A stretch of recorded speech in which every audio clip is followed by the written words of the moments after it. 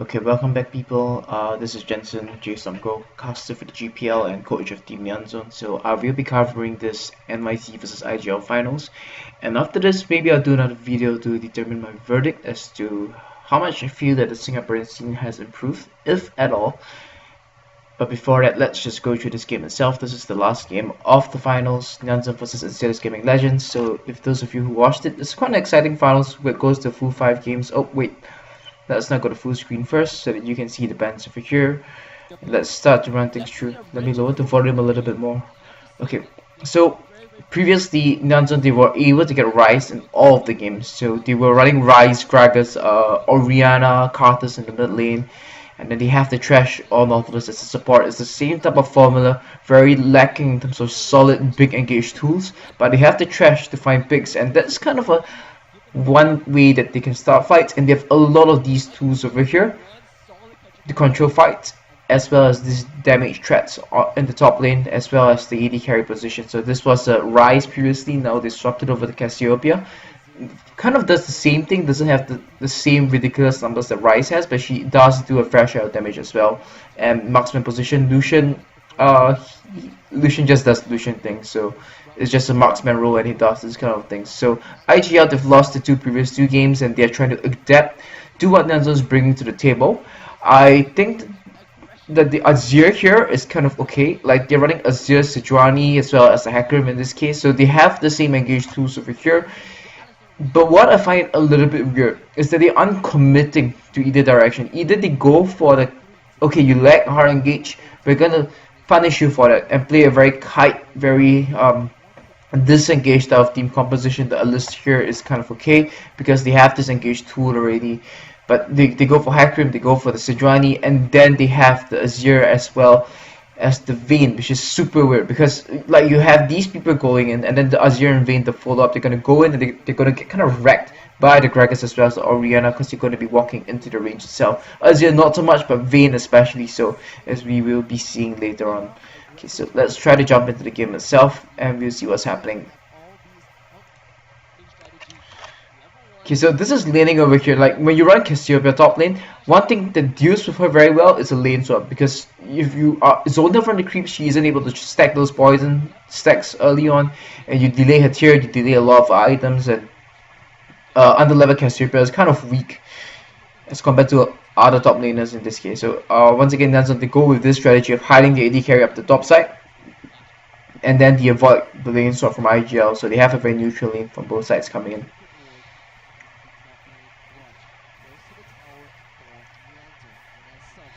Oh, before that, there was a level 1 skirmish where Shinsekai showed up to the top side. They forced him to blow his flash, and then he flashed away, and then he rotated down to the bottom side. So NyZ, I feel that they kind of come out, I wouldn't say that they come out ahead of this lane swap, but it's their decision making and their shenanigans with how they control the information lets them, let me full screen this, lets them prevent IGL from getting too much of lead over here, and you get the Lucian versus lane matchup as well.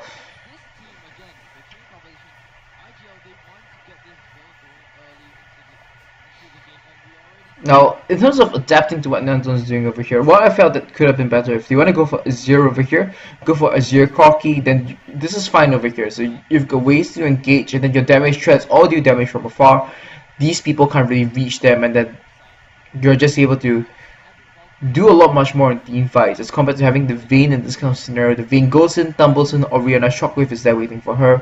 The Alistair in this case is kind of okay. Like, you can knock Cassiopeia out of fights, but that's the only person that he's gonna be doing a lot of things to.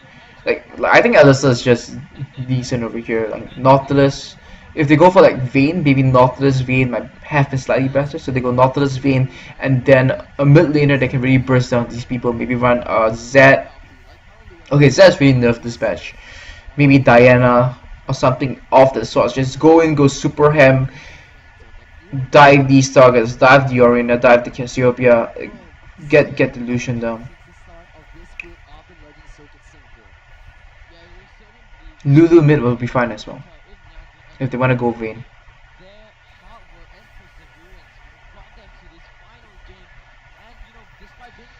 Okay, so not so much about the picks and bans itself, just looking at the way both of these teams are playing things out.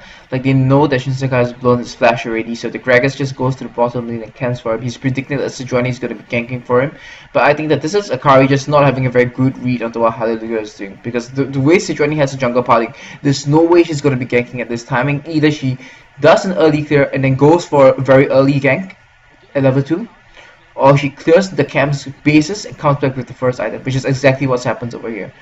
So I think Akari, he doesn't. I mean, Hallelujah played Sejuani twice in the previous game, so maybe this is just him being tired or something, and this is just a mistake. So the gang comes in, the Kyushin Sakai, and then does first blood over to the Hacker. With the help of Hallelujah after they take his flash at level 1. They don't want this top laner to get any gold in this game. I mean, I like what's coming from Hallelujah over here. Like, you know that you have the Cassiopeia, she's gonna be shoving up. Just camp the lane, go in there, kill her repeatedly, especially because you know that you blew her flash early on. Hallelujah did not even have to charge at Shinsekai. He just walked up and auto-attacked him. That's how confident he was that Shinsekai was going down. Right, but by the time over here, Shinsekai gets his flash up already, so by the next time Hallelujah comes, we have his flash. Then he has to think about how he wants to approach this, and he needs to start thinking about the possibility of a counter gang. I mean, the first one was a mistake in timing from Akari, and then we'll see a mistake from Hallelujah later on, as he mistimes the flash tower, and he still goes in for a very risky play on the bottom side.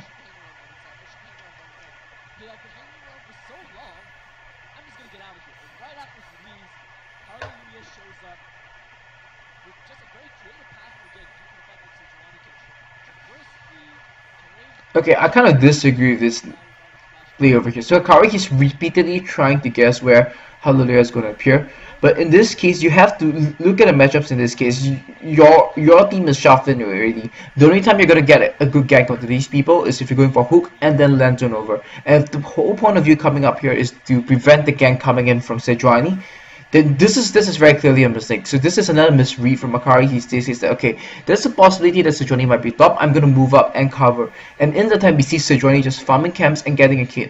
Because Akari is just committing on his resources, just staying in the brushes over here, trying to watch out for the potential ganks coming from Hallelujah. And these misreads are kind of costing him. But this play over here, you can't really see the bottom of the minimap, but the Gragas is coming over. Yep. He flashes out of it all, turns it around. This is just them mistiming that, and they didn't account for the possibility of what happens if he flashes and the Akari comes around. Akari was in a great position to help him out. Hallelujah now may take a lot of damage coming in from Shinsekai. They're gonna go for the tower, there's a flash from the board. He's gonna go down. He tries to get back into it. They're gonna trade here. Shinsekai goes down as well. Decision to trade here. I think it's kind of okay. Like you go in, you trade it, and then this huge wave in the bottom lane is pushing and causes them to lose that experience. But more about the top lane situation. This is one thing I have to feel that what junglers should start to do more is start to think about what are the 3v3 matchups, what 2v2 matchups going to be like. So if the jungler is here in this kind of scenario, like the Sejuani appears, she doesn't really do much as well because it's Sejuani, Alistar, and even if Alistar goes in for a big flash play with the Vayne, like you have the trash, has got the lantern, Delusion has got the dash as well, and they all have all the summoners as well, so it's going to be summoners costed for them, and even if you're going for the counter gank, you won't be able to do much other than just eat the Alistar pulverize as well. I guess you could wait for everything and then reappear, but by then the illusion and trash would be just really low. So going up there from Akari just now wasn't really the best idea. Okay, so NyZ they decide to swap back in this case. So Lucian just completed the BF Sword, so okay, we're gonna have this bully presence onto the Vayne, and if we're gonna continue to stay top, we're gonna swap out, then we'll bully your Hacker because your Vayne has not based yet, and the Cassiopeia has got a fair bit of levels, even getting a kill and an assist, so she will be able to hold in pretty okay in this case. And now this is gonna put pressure on the Dragon Pit itself, so they swap people up the top side, and IGL they decide to drop some wards around here. It's fairly okay. Like watch out for the mid lane side, any potential ganks coming in this direction from the jungler towards mid, they will be able to spot it out.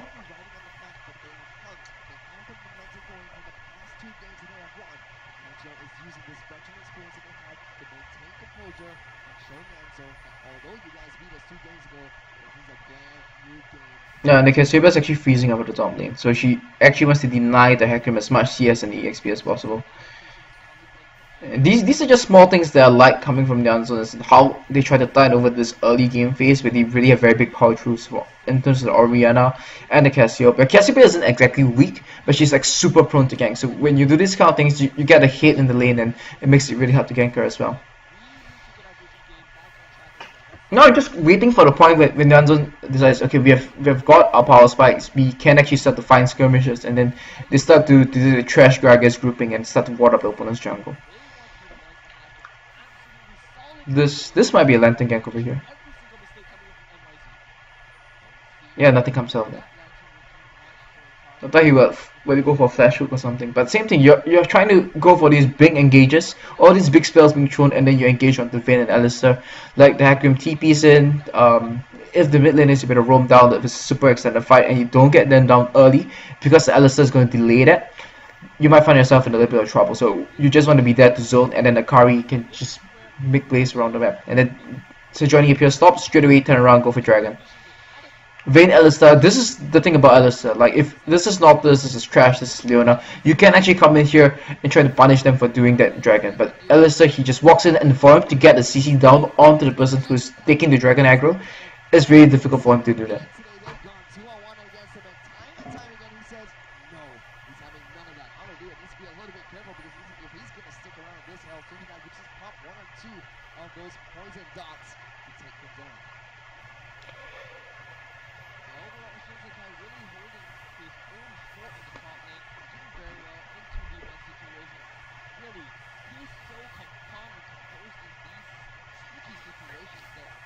IGL versus Orianna,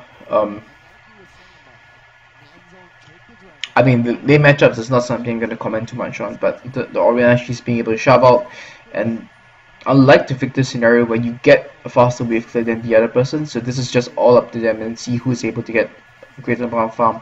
And now Orianna, she completes the 18s faster because she's in a CS, and I think this is going to be getting his as well, but his will be one wave later. So there's actually one wave where Orianna can make a robe around the map and try to do something.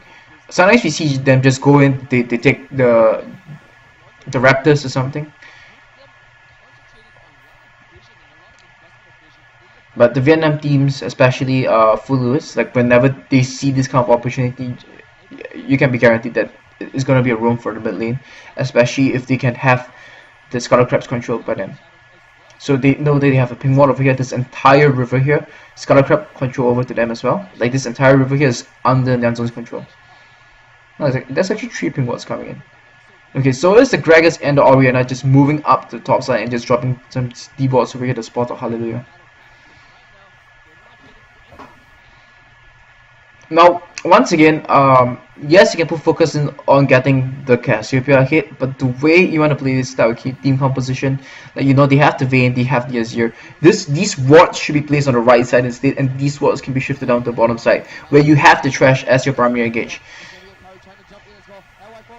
Yeah, so this is the room. This is the potential room. So Kralix goes to the top side, they get the kill down. So the decision making could be because they know that the ping walls are invested over here already. Okay, let me just pause this. They know that the ping walls are invested over here already, so it's going to be easy for them to make this rotation up the top lane, and IGL might not be able to respond to it.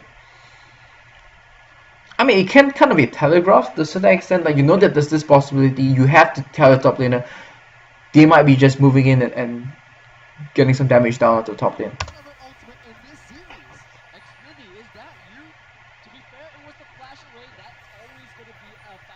So Johnny misses out at bottom. And this is why this is problematic, because you have the Sejuani, like you have got this one ultimate over here. Same thing with the Alistar. Like Alistar is very, you need to coordinate very well around this, and the more engaged you lose, the more importance there is on ultimates like this landing, like the Frozen Bola landing, because if that misses, like there's no way for you to follow up onto that, and there's no way for you to guarantee hit for that. So if it's not that it's very easy, move for a death charge, wait for a death charge to go down there, you know that they're going to be running in a certain direction, you can just go in, get the slow in. Whereas Alistar's area of influence is a lot much smaller in comparison. So they have a lot more space to play. They have the lantern, they have the dash as well. I mean, a miss bola shouldn't be happening, but in this kind of setup, your bolas tend to miss a lot more. He needs to have the composure to say, we need to punish these summoners being down. Can they go for a dive here? We saw Rune moving towards the bottom side, but no, they're not actually going to activate anything to boost that summoner's mark there. Of course, they still have 5 minutes to do so, but to touch on what happened in the top side, it really felt like sweet revenge for Shinsekai right there, saying, oh my goodness, how many times are you going to bring buddies to the top side? And I'm still not going to take them down. This time, I got friends of my own, and they get the kill. I don't think IGL expected that. For the entire series, Akari has deferred from what he usually does and focused on getting a lot of pressure on the mid lane, jungle, and bottom lane. Previous series... Now once again, this vision over here is just putting so much pressure onto the top side. Like, it gives Shinsekai so much space, because any movement up the top side is going to be spotted out by these wards. L1 got a piece of the medication that NyZ has prescribed to every other team in the Legend Circuit Singapore. This is shaping up to be a fantastic grand finale. Despite decisive moves coming up from NyZ, they've only managed to earn themselves 500 gold lead, so these teams still very, very close to one another. L1 NyZ's ultimate available now, so he can use that as an escape if he needs to. But once again, taking a look at the vision top side for Shinsekai. Looked like he wanted to do a Superman move right there, but he might get punished heavily for it. I kind of like this focus on the top side, because they know that the dragon is down, so go down there, try to gang down the hacker, maybe force the TP advantage so that they can translate that into the dragon later. So I was saying that these wards could be on the bottom side. There's no real objective over there, so move it to the top side and try to blow TP or something.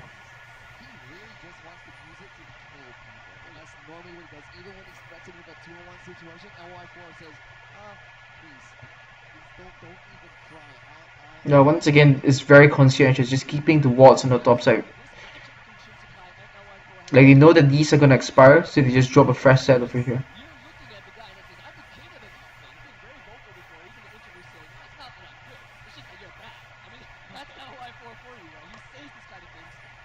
So far, Shinsekai has a very, very strong claim to that title of King of the Top. I don't feel like this is the biggest grudge match in the Legend Circuit, but that is the biggest grudge win. Shinsekai against LY4, the two strong giants, the pillars of their teams. Okay, this is Legends perhaps learning from the previous games and realizing that, okay, Dragon's gonna be coming up, we need this deep vision in order to contest it. So this Pingwan's been here for a long time already. I like this. Like, for the first time in this entire series, like IGL, they have aggressive wards to spot out this type of movement. So they see Akari coming in over here. Then the question is, are they able to punish?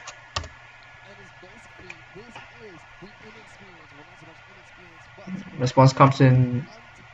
I honestly prefer you people to use sweepers over here. So you use a sweeper, clear out those wards, and then you save your ping wards for much more aggressive positions so that you put more pressure into your opponents. Like, there's another 50 seconds, but Graga's sweeper is like pretty long away.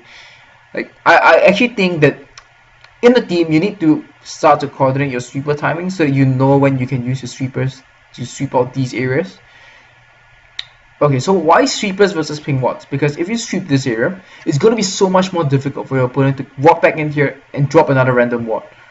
Whereas if you were to sweep, say, a ward that's over here, you sweep it up, you clear it out, your opponent just falls by, oh, free ward over there, and then they have got vision of the area once again, as compared to having to walk in all the way over here, knowing that your Gragas is back and finding this opportunity to get some deep vision.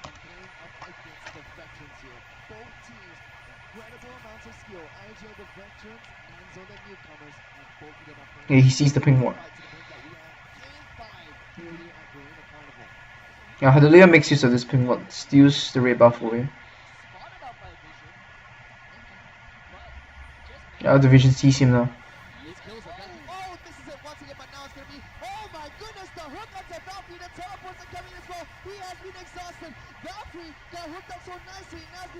Trying to jump in onto the action. Fatboy picks up the kill onto the vein. They get a nice kill. Vera is trying to run away with the unbreakable will. But who are they going to continue chasing out? Vera is inside of NyZ's jungle. They do. Yeah, that's the issue over there. When you're not playing Trash and not playing Nautilus. Oh, at least actually Blue's. Oh, he blew his flash to this game. I actually feel that Vera should be blowing his flash to finally engage in those kind of situations, like flash hit by pulverize combo. Like that was a perfect setup for flash hit by pulverize.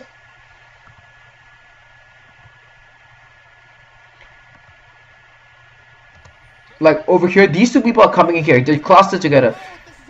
Like if he stays back a little bit more. Let me think. If he stays back a little bit more, they also know that they're coming because the support and AD carry are walking through this way. And the ward spots him out anyway. So he goes in, he tries, he misses the out. Yeah, that's a very low percentage out. Like maybe they should just aim at Crow instead because he doesn't have a dash. But he aimed it at the Lucian, he dashed out of the way.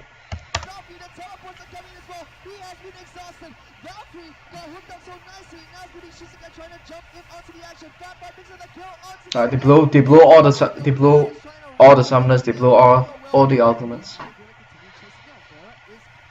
And NyZ at this point in time, they steal the ultimates and they make this Dragon Core, which I like. Like it's the same thing. So when you have this type of team composition, you aren't very good at starting fights. But when you open up fights, once you start a fight onto you, you have a lot of tools to control the team fight and control this and zone out your opponents from the areas. Cut out the damage sources with the shockwave, knock away the damage sources with the explosive cast, or isolate people with it. And then we see what happens over here. Actually, I think straight away if they make the Dragon Coin, just move it over here and set up in a way so the Cassiopeia should be standing at. Let me think. Vayne is there to form for. Cassiopeia should be standing over here in the pit itself. Just walk in over here and drop your spells onto the dragon itself. Come in over here. The Lucian stands on this side over here. Gragas stands here. And Orianna can pretty much stand wherever she wants. So the idea of standing in such a situation is that you have your damage focused down onto the dragon pit. And if your opponent wants to engage onto you, you can just stay in the dragon pit over here. And you have to engage in, Orianna ball place it over here. Or anywhere along this arc. And it's going to be a dead zone. Like, they can't really come in here to engage onto you. And the Sejuani ultimate isn't going to be hitting a whole ton of people. But I think NyZ, they're a little bit confused. Okay, did we get vision? Did we go for the dragon? And they didn't really do the drill properly. Like you see, when you do this, so the Cassiopeia is going to be on the right side over here now. Lucian on the right side. Orianna on the right side. Akari is going to be on the dragon. Okay, there's no Sejuani out anyway. So maybe they're just being confident in this kind of scenario. But in this kind of situation, like the Orianna comes up over here, I actually don't really like this. Like, yes, the point of this is to zone away the jungle so that the steal is impossible. But you have this ultimate up. Ultimate blown, dead, ultimate blown. You actually want them to engage onto you and fight them, even if you're taking the damage from the dragon. Because you have this to split them up. And if they want to come in again, you have got the shockwave to lock them down again. I mean, they do have Onslaught of Shadows, so this is the issue. So if you cluster like that, the Onslaught of Shadows is going to hit everyone, and the dragon is going to get another free pass on it. Yeah, they're just standing together. Oh my goodness. Shockwave. If that was here. Gragas doesn't use his ultimate.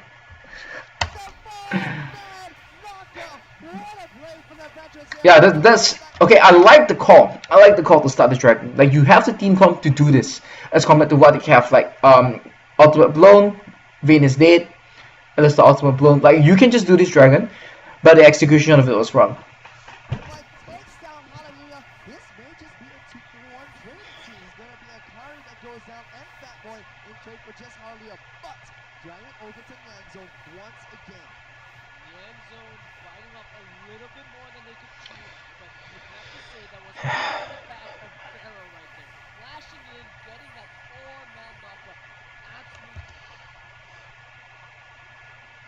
Shockwave killed the Sejuani, right?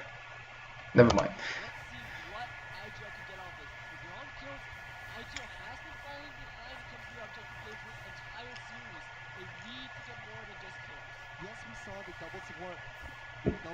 The two supports face off in the first game of today when NyZ went down. While the Nexus was being destroyed, Vera Yeah, this game is looking a lot sloppier than the previous ones. Oh yeah, then there's that as well. Was that a flash engage? Or three-man knockup here. Vera and Crow were facing off there, but this play from Okay, that wasn't even a flash engage. and then Vera here. Watch his four-man or three-man knockup here. There you go. Four-man. Yeah, he just goes and gets everybody. Charging into everybody. They still only. So like if they were standing over here, if they're standing in the pit, like let's say he goes and he gets, okay, you knock up Cassiopeia, Lucian is still doing damage. Oriana is over here, and then this follow-up over here becomes super dangerous. Like Nakran can charge in the pit very easily, and then he will be on the Cassiopeia as well as the Lucian, who can kind of turn onto him because there's no like really very big follow-up. Like they might be able to get one over here, and even then like Shinsekai has flash, so he can maybe say flash out a bit, or maybe even flash towards the Gragas, who still has the ultimate. And if he casts it right, he can actually knock the hacker over the wall or something if he decides to go in like that, all the other stuff. Play 2 for 1. And Yanzo gets the dragon there, but Vera and Cross, they are playing absolutely out of their minds in this tournament. Again, I just have to say, this is fantastic from both teams.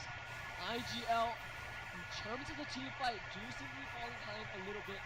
And in terms of the control over, I might have to hold that thought. And, Oh no! The game's missed. The bowler hits. The bowler's gonna get away from this one, I feel. Ah, stop using that barrel to catch people. Quite what Nanzone wanted there. I think I'll take a break on my praise right there. That was pretty much the easiest gaze to hit, but it was not to be for Shinsekai. Oh man, he's gotta feel a little bit embarrassed about that. But so okay, I guess that wasn't like a little bit of a very bad use of the barrel, but in general, I don't like the use of a barrel as a picking tool. A bit of mistakes over here. After all, it is game 5, and you know, I would feel nervous if I were in any of their team's shoes right now. For sure, right? Once again, just to think of the journey to even get here from NyZ. My goodness, the amount of games they had to play, the number of teams they had to triumph, and IGL all the while sitting on their plush cushions, looking always in control of the entire circuit. And now, you have to say, NyZ during the series at one point in time were the ones back against the wall. Now it feels, even though the game is very close, that NyZ is constantly harrying, constantly pushing IGL. IGL, to their credit, are pushing back this game. Yeah, again, they want to try and get Fat Boy ahead of that Vayne. They wouldn't want Valkyrie to reach that super late game where it becomes a super scary hyper carry. And you know, once Vayne... There goes the shockwave. Crowley's gonna get jumped on. The snake is here as well. Here comes Dragon as well. Ruin is really low in the backlines. LY4 is gonna be the one that gets jumped on. He has no flash, no ultimate. LY4 will go down once again. Let's just rewatch that. So LY4 comes down. He wants to make something happen. And you know, once Vayne... I mean, this is just really bad from IGL. Like if Sejuani was here, it still would have been okay. But they know that 2 members are missing on the map, and yeah, this is just them not respecting Nanzo's map presence.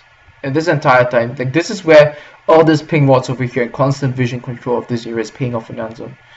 Like this entire area is dark.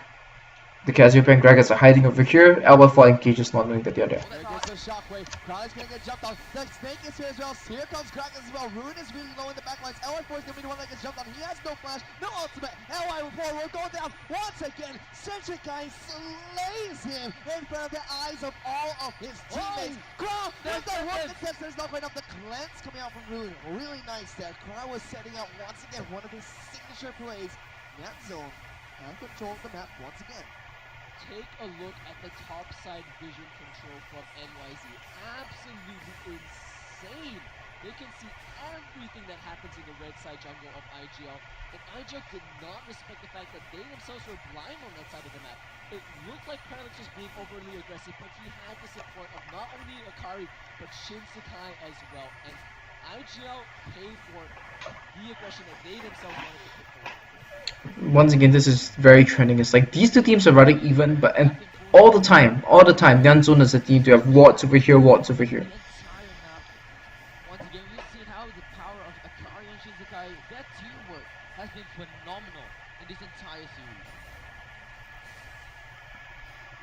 sure has it. Now NyZ, they have a slight gold lead, although it does look like they have maintained control of the map. IGL and NyZ are relatively even in this game. This was the position that IGL was in last game when NyZ had that late game scaling team competition. Now I could say IGL has a slightly more scaling team comp. Here comes a teleport from behind. The dart passes will be able to get them out of here for a while, but here comes LY4. He gets splayed backwards. What a play by Prot. Now might be a little bit of trouble. LY4 taking a lot of damage. Valkyrie's gonna try and dive. Gets the knockback into the turret. It's not gonna be enough. Fatboy's coming in, but there is backup coming in from the side of IGL. Once again, Prot. How does he do these things to keep this AD carry alive? This really looks like IGL is just they're like just doing all these things and they're just hoping it works.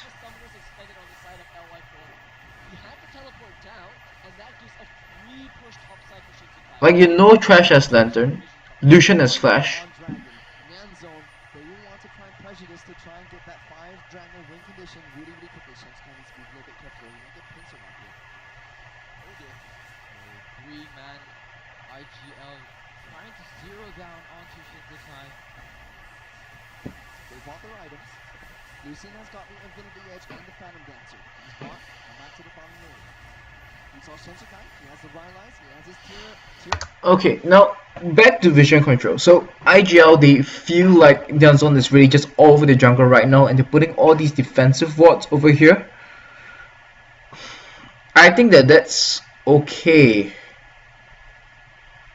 Okay-ish of sorts for them, because they have got Asir, they have Sejuani, they have Vayne and Hecarim as well.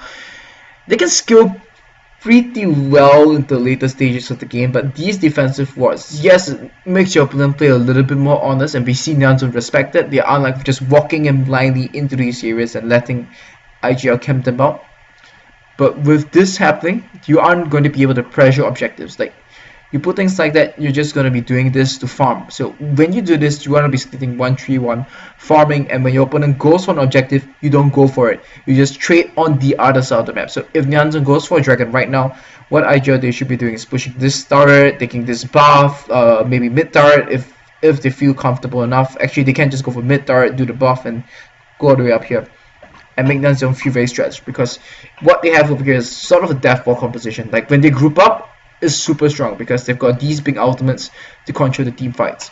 Whereas IGL, yes, they have the fair share of ways to control the team fights, but if you want to ward in such a manner, you want to ward in this kind of, I'm going to see where you're going to be entering my jungle from, rather than I'm going to be seeing how you're approaching the neutral areas of the map.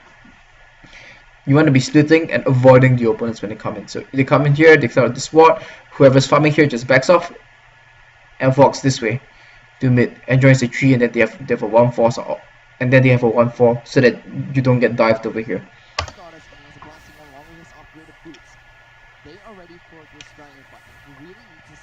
I mean that I feel should have been the correct play, the correct course to play from IGL. Like these defensive wards should have come up a lot earlier. Like just drop it in, spot out any attempts in the end zone from aggressive plays, and then just farm. Get Valkyrie up 2 items, 3 items, get Azir 2 items. Wait for Hallelujah to get more levels on the Sejuani.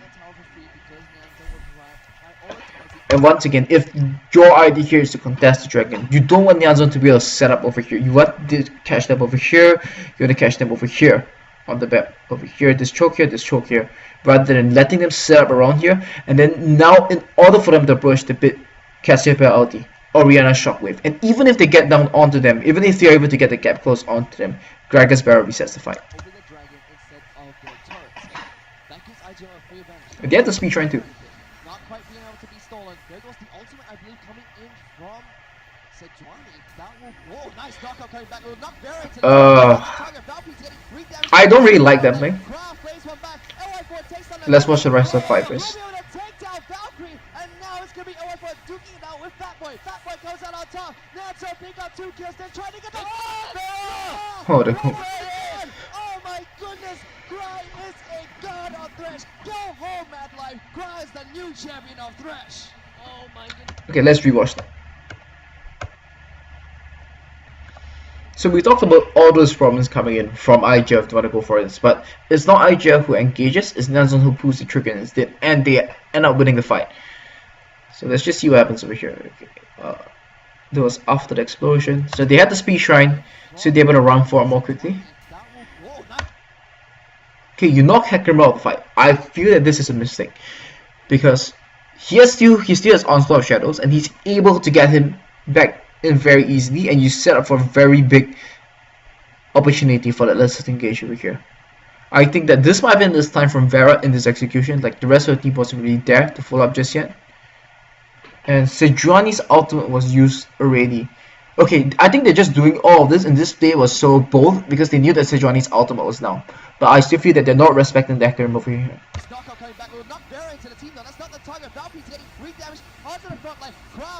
Yeah, they dodge the Onslaught of Shadows. Like, when there's only one big ultimate to watch out for, it becomes very easy to watch out for. But when you have to watch out for both on top of the Alistar, then it becomes very difficult for the AD carry to dodge.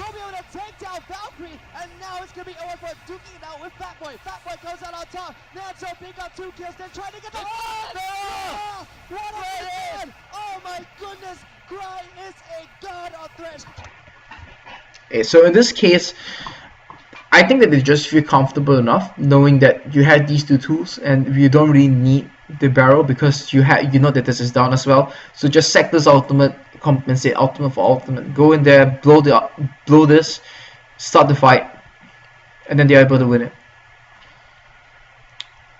Yeah, very aggressive. Rather risky, but I like the idea behind it. Like just managing the cooldowns on these big ultimates. Like whenever you see these big ultimate teams, you need to kind of keep a tab on what's available for each team.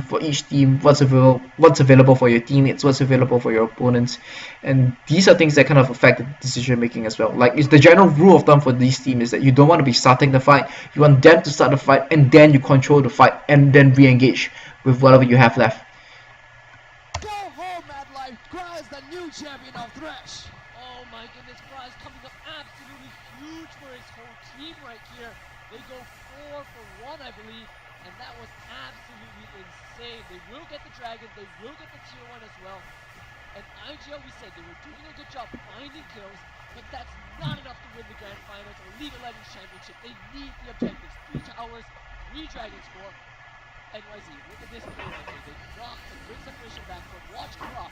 His laser focus on Valkyrie. Not only the exhaust, the box, as well as the hook. Landing all these crucial spells. Yeah, that's the problem with Vayne in this composition. Like, in order for you to do damage, you need to walk into the zone where the Cassiopeia is going to be able to melt you, the Orianna Shockwave is going to wreck you hard. Croft had a laser pinpoint focus on that fight and disabled the signature champion of the carries on the side of IGL. Fantastic. Cry has been playing out of his mind. This guy deserves MVP for all of the games today. Each and every single one that NyZ picked up, Cry had a huge impact on all of those games. There is very in-depth separation. Well, he's the only way that they can really start fights. So if they win fights, well, if they start fights, it's because he's landing the hooks. Against an invisible tumbling Vayne. In that fight, his pinpoint, as you described it, Mark, the laser focus in onto Valkyrie was. I'm not saying that he didn't play well, of course. He did land those hooks, so that works out for him. It's just that the way the team comp works out, it just makes his trash look especially good. W combo off in order to take him down was crucial for the team fight. And the evidence of Cross dominating and laser focusing the team fights is in Valkyrie's item build right here, right? Vayne hasn't even completed her second attachment item and she wants to get the quicksilver attack. This 25-minute Baron sneak, so-called, has been spotted by the Scrying Orb, can hardly steal. No, they can't. Akari will secure that one. Hallelujah will go down as well after throwing out the ultimate there. Akari. I mean, so once again, NyZ, they get a good circle of vision around, like there was a blue ward over here, and then because they're able to spot IGL's approach towards it, they feel that they can just start up the Baron, and even then, once again, if you want to go for objectives of all these type of teamfight control tools, they need to have a very good approach into you, like flanking from multiple directions, and when you have such a good net of vision, you're able to spot off all of that. So NyZ is just setting up for success over here. Here's the Baron for his team. If Hallelujah was to steal that, that would have been a huge play for IGL, but NyZ pick up the Baron buff, and they're now 5,000 gold ahead of IGL. Hallelujah needs to hit more bowlers like he did in that Baron pit. The last fight at Dragon, the only person he hit with the bowler was Akari, who just walked forward afterwards, flashed in with his E, and started a team fight. Hallelujah needs to be more pinpoint with these ultimates. Yeah, another way to put it is just that the new kids on the block are making it look easy, while the veteran. I mean, it's not really his fault. I mean, just as a counterpoint to what the casters are talking about. So in this case, IGL, they're communicating in this way. Like, this should be a secondary engage. This is a primary engage. And every time Hallelujah is having so much difficulty in going in and landing the primary engage is because there's no threat from this. There's no real threat from this or this until he's able to land that. Whereas on the side of NyZ, yes, they have a similar situation. Like, IGL, they have better engage tools, but the way they're setting up, the way that they're communicating and coordinating these things, it's just putting on so much emphasis on Hallelujah hitting it without giving him the right amount of threats to back that up, to make it difficult for them to dodge. Whereas on the side of NyZ, yes, it's a similar situation, but it's Kra who's landing a death sentence, which is a very low cooldown in comparison to that. And if you miss that, it's still okay. Just back off. Even if the team fight starts, you've got all these things to control the team fight. Whereas this is just so reliant on the success of this hitting. Seems to be choking in these absolutely crucial game-changing moments. IGL is not showing up, whereas NyZ are making it look easy. Right here, they've just toppled an inhibitor turret onto the inhibitor itself. IGL need to engage. They cannot lose this, but with the Baron buff, it's a tough call. Let's see if they can collect themselves and find the engagement. Yeah, same thing. Just look at this entire situation. Like, if they wanted to fight over that, like, if this is Alistar, if this wasn't Alistar, like Leona, Nautilus, something that has got more engaged potential, they can just go in on these class of people and call in the backup and proper follow-up. But Alistar, his engage is so reliant on him having flash, it's really difficult for him to go for it. Not quite able to get anything out of that one right there. NyZ had the Baron buff. They had 3 Dragon buffs to the none on the side of IGL. What do IGL need to do? IGL need to find some way to get back into this game. I really have to say this is going to be a painful game for Hallelujah, because if you think back to game number 1, which NyZ was almost able to snatch away from the jaws of defeat, it was those massive bolas landing to just solid follow-up from the rest of the team that made IGL look so smooth, confident, and assured in the team fights. This time, however, Hallelujah's bolas have not been landing, and IGL seems to be stumbling because of that. They don't seem to be confident in doing a Superman engage. Vera, once or twice, has these sparks of brilliance where he manages to get a 4-man knockout, but other than that, bleeding and more bleeding. The new kids on the block are making the Giants bleed objective after objective. And you're right, Rune needs to do what Chronix dared to do in that first game today. Rune needs to try and make something happen. He needs to go into the backlines and try and deal the damage that he can. Hallelujah needs to hit the bolas that he knows he can hit. We have seen Hallelujah in clutch situations. We have seen Hallelujah turn games around from this type of situation. NyZ though, they are focused on taking every single objective that they can find. They are focused on slowly increasing their gold lead and slowly injuring, or as you said, Mark, bleeding IGL even more, and it's working for them for now. IGL needs to find a great fight, and they need to find it fast before NyZ take advantage again. Yeah, and with 38 seconds on the clock, onto the next, the 4th potential dragon for NyZ. I believe they will need to call on the help of LY4 from stopping the super minions from pushing the top lane to a potential 5v5 fight for the 4th dragon. Look at this though, with the super minions pushing in. Okay, this is just very weird from NyZ. Like, we saw them continuously like hold on to the vision over here. Like, we saw them continuously hold on to very aggressive vision previously. They still are there on the top side, but now that this is their focus, the ward should be over here, and this pink ward should have been cleared out a long time ago. Like, they're just kind of dropping the ball in the vision game in these few minutes. Nothing though. That engage from Vera only stops Shichikai for a moment. There goes the bowler coming onto the snake. LY4 is going to try and jump into the backlines. It's going to be Valkyrie that's dealing a lot of damage in onto the players. The turret from Azira is coming. This might need to fight the IGL wanted desperately. Azira has gone down. LY4 is the next target. The turret is hitting the backline of NyZ. It's going to be Valkyrie who is still alive. Valkyrie's being focused. The shockwave will get a lot of damage, but it's not quite enough. Shichikai now the focus. LY4 almost goes down. One more will be enough. And the Chronix will be able to pick up the kill. Hallelujah now in trouble. Double from Chronix. Valkyrie is threatening to try and take down the remaining two members, but not quite able to do so. Okay, let's rewatch that. Not quite enough.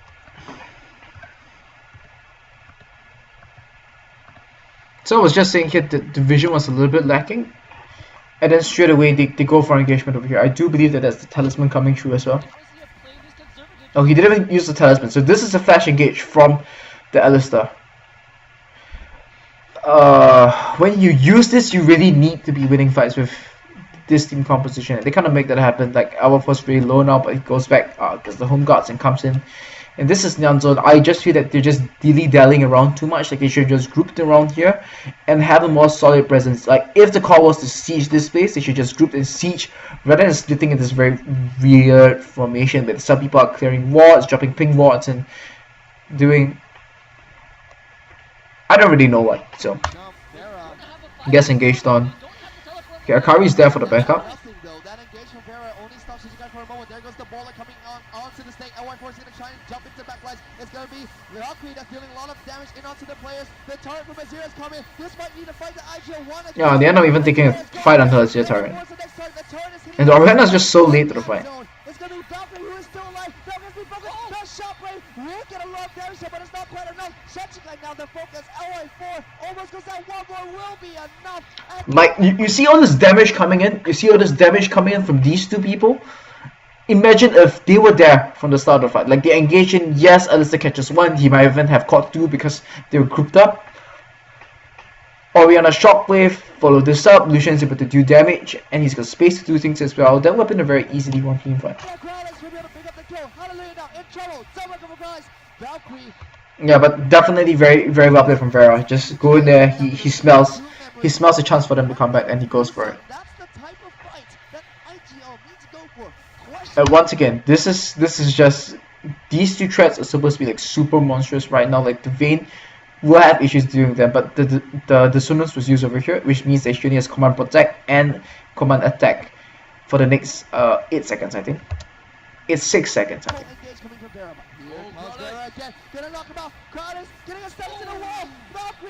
Yep, and this is good. Hides in there, knows he's got the ping ward vision, goes for the bait, gets the kill. Valkyrie, the key playmaker of IGL, turning that 2-fight around. I am just shocked at the level of play coming up from both Vera and Kron. Right there, Vera says he starts off his fight first of all. Fantastic. This was actually like the lowest level in the entire series. It's like the most poorly played one. Like all these mistakes coming through is just very uncharacteristic. Like previously, what we saw the errors coming in from IGL was NyZ was being a little bit too greedy in the strategy and them falling behind as a result of that. And the mistakes coming from IGL was poor coordination. But in this case, it's just like they have the blueprints already, but they're just not following it, and which is something that I feel is a little bit of a bigger sin in this case.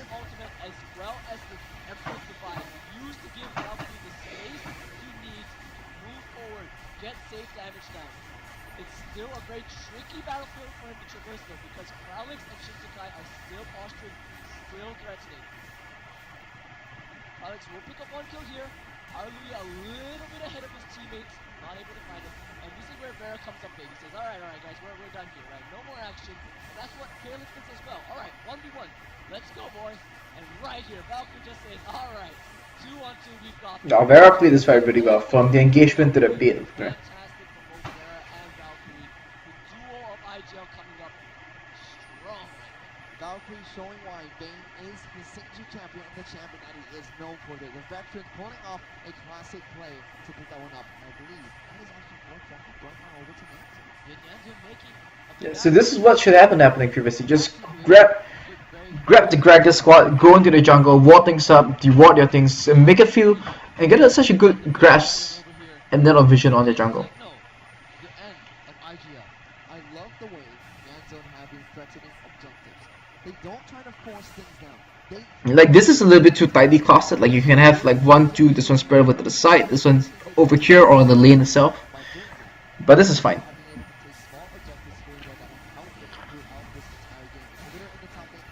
Yeah, this is just them. Okay, you're not gonna be around here. Just push down the mid lane. Next Baron.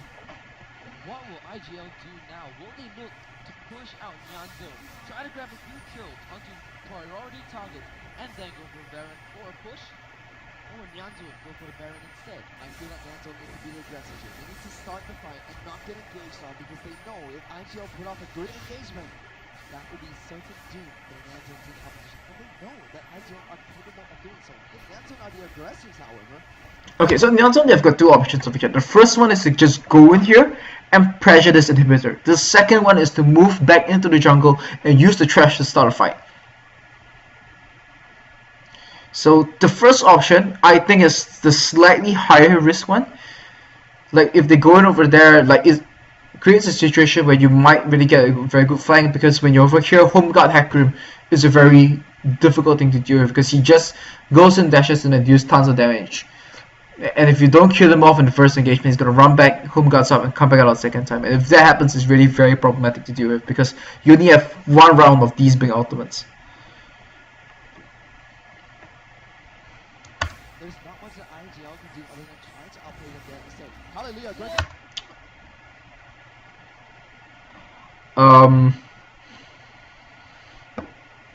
Even if that lands, yeah, this is just Legends going back to the same issues of the coordination not being over there. Like no flash on Alistar to even follow up on that. Onslaught Shadows, he doesn't even have home guard on right now. Okay, I guess Alyssa would have been there to back things up, and yeah. Okay, so NyZ, they move back into the jungle and they fulfill option 2, which is trash NyZ hook. That's 3 members of IGL down. Double kill for the Cassiopeia in the top lane. NyZ say, let's take down the Baron. And that once again, the split coming in from NyZ was beautiful when they saw that Hallelujah was going in for the Frozen Bola. That was some F1 drift moves coming in from Hallelujah right there, but unfortunately, still unable to find that crucial bola to land on 1 or 2 members. Let's look at this. Ambulance just crazy F1. Yeah, so Alyssa would have been there if it did land. So even if it lands, Alyssa would have been there, but Hecarim follows up.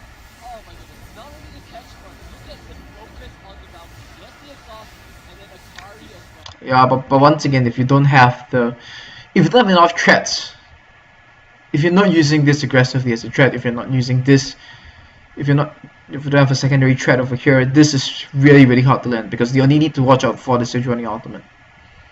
And it was a nice try. He went over the wall, tried an angled shot, but it is difficult to land. Hecarim doesn't have TP. They're kind of like out of options, I have to feel. Maybe wait for the Baron. Just wait. Hang back and wait. Wait for the Baron, rather than trying to force this awkward fight over here, because there's no like real pressing reason for them to take this fight. Let me try to rewind back a little bit.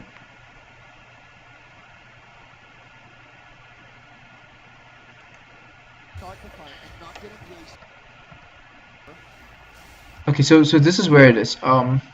Item wise, Hecarim is not full build. It's like 1 and a Captain Planet over here. Not really sure what's built. Not really completing anything just yet. Frozen Heart not up. Spirit Visage not up either. Items. 3 items. 2 items. No shred coming from the vein. 2 items. This is 3 items. Yeah, they could have waited for 3rd item. They could have waited for Hecarim to complete some items and just go for later fight, because NyZ on their side, like all items completed, items are completed already. So the decision to fight in this case is a negative. You have negative EV, you have negative expected value, and the fact that the Frozen Bola miss is kind of icing on top of the cake.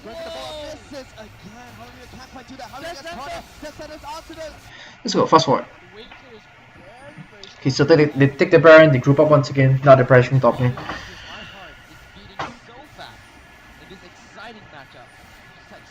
Game 5. Where will the next team fight happen? Ladies and gentlemen, this is the final game here for the Legend Circuit Series Singapore live here at Garena Carnival. Currently, NyZ leading with 8,000 gold, a Baron box in and 4 dragons. IGL here off the back foot for now. Let's see how the veterans are going to defend their mid-lane pivotal turn. That's the real question. Are they Bola. going to? Bola wins again.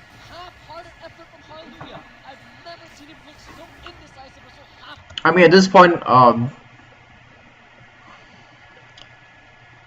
I think mentally IGL feels very defeated, because if they're still actively thinking about how they can readjust, retune these fights, like Alistair's flash is up, like home guard TP is available from Hacker Rim, that should have been how they are starting the fights, but instead they're still trying the Hallelujah Frozen Bola, this very difficult, very low success rate ultimate given this team composition as a primary engage, and they're just paying the price for it.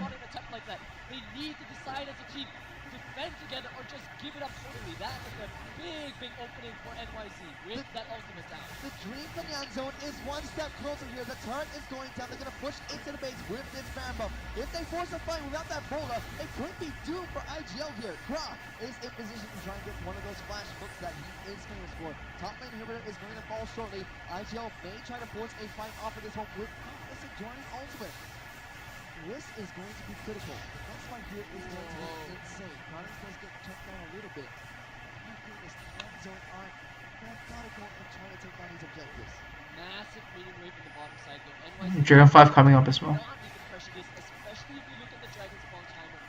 45 seconds on that, with 35 minutes of game time clocked. A death now could give the positioning, if not the Dragon or IGL, and derail their plans, that win condition, or that strong win condition of 5 dragons. I'm just gonna play it safe, everybody's gone back. Yeah, Skytrip goes over to them as well. Like IGL, they have the timer on this, I believe. They have the timer on this. They're all basing, trying to buy whatever items. Hacker needs to stay in base right now and wait for the home guard TP. Like what I felt could have been done slightly better is like they walk over here, drop ward over here so that Hacker can home guard TP in this direction.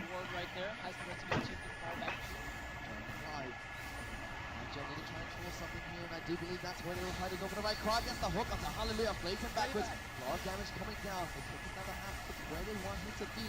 That boy picks up the dragon. Baron pops the. He tries to get out. NY4's going to. Oh! He hooks Rune out of his queue. Rune is down.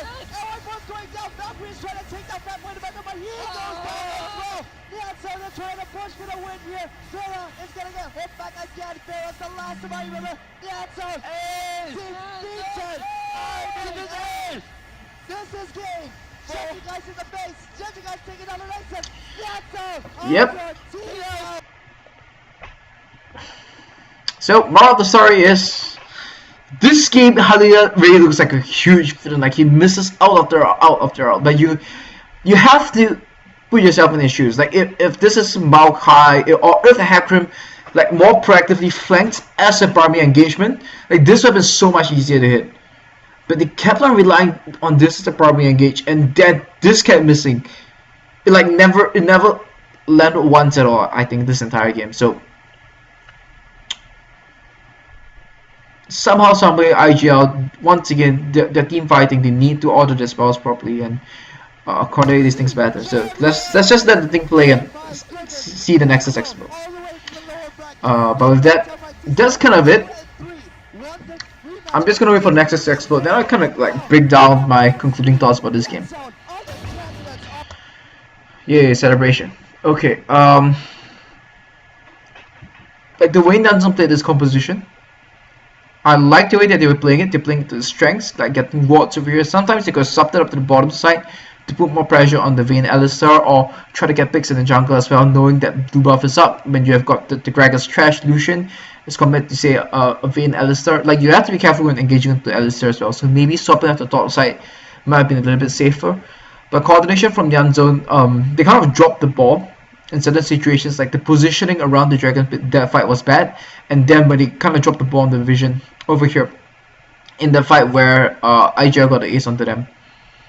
So those are the two big issues coming from Nyanzon. They didn't play perfect, or they didn't play like some amazing. They played some good League of Legends, but it wasn't like perfect or really amazing League of Legends. And I still feel that they have some work to do in this type of regards, like getting used to this kind of things. Like if you play these type of thing compositions long enough, and then you identify you want to make these big risky calls, which I like. I like the aggressiveness of their calls. They weren't afraid to do things. They knew that they had the advantages, and they weren't afraid to press it. Like these small positive EV attempts were really good for coming in from them. Whereas on the side of IGL, the Vayne pick was my first major issue of it. The Vayne Elisa was my first major issue of it.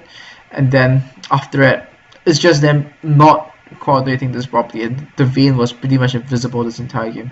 Like you don't see the super strong Vayne split push pressure, you don't see them like 1v and killing people or stuff like that. Like this was completely ineffective. Sejuani as well, the Sejuani Hecarim coordination was kind of off as well, and I think that this was an issue in the previous game as well, where he did land an ultimate and then the TP was late, or rather the TP started, he hit the ultimate, and by the time the TP came in, the ultimate finished already, and they were able to cut around the Hecarim. Like these are some things that IGL need to work on in the future. I mean, I kind of know that they changed the roster and everything, but just as a point of reference for anybody who wants to run these type of compositions, like coordinate your spell orders, know what is a good primary engage, know what is a good secondary engage, and what to follow it up with. And when can you set up for success for the Sejuani? Like this entire time, like this entire series, there's been a very chronic lack of deep vision. And even when you go for defensive wards as this team, like they weren't doing the correct thing. Like you go for defensive wards, split 1, 3, and 1, rather than grouping up as 5 and trying to fight when your wards are behind you. Okay, with that kind of wraps up this series, and I'll kind of give my verdict in another video, and I'll kind of be talking about the Singaporean scene as well in that one. And with that, I'm out.